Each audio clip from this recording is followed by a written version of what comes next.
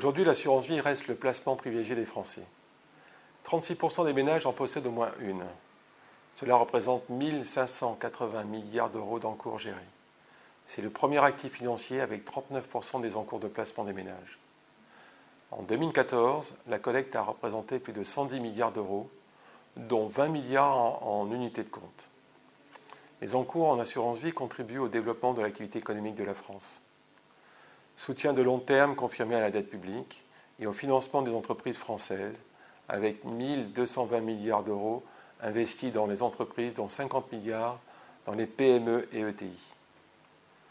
L'assurance vie permet d'accompagner le souscripteur tout au long de sa vie en répondant à tous ses besoins patrimoniaux. Rémunérer une épargne, se constituer une épargne de précaution, préparer sa retraite, protéger et valoriser un capital, percevoir des revenus réguliers et organiser sa transmission.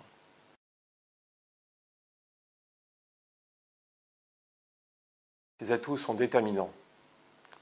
C'est de la sécurité pour l'épargnant.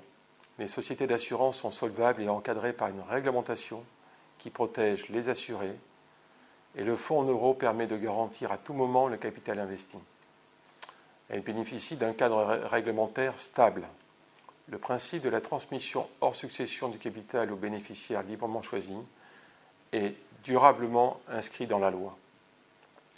De la souplesse de fonctionnement.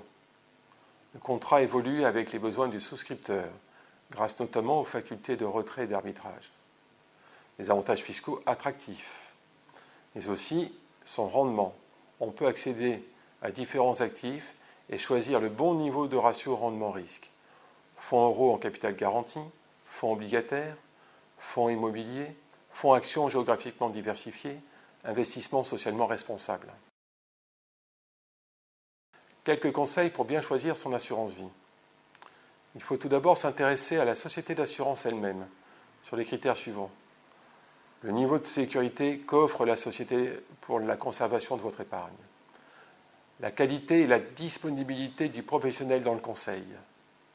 Les services associés durant la vie du contrat. Est-ce que la politique d'entreprise est en accord avec vos valeurs? Il faut bien sûr examiner ensuite les qualités propres au contrat, telles que les seuils d'accessibilité, les supports financiers et la performance sur le long terme, les frais prélevés à la souscription et pendant la durée du contrat. Point important, la proposition d'assurance vie doit être claire et bien comprise par le souscripteur. Quelle que soit votre situation personnelle, l'assurance vie reste un pilier de votre patrimoine.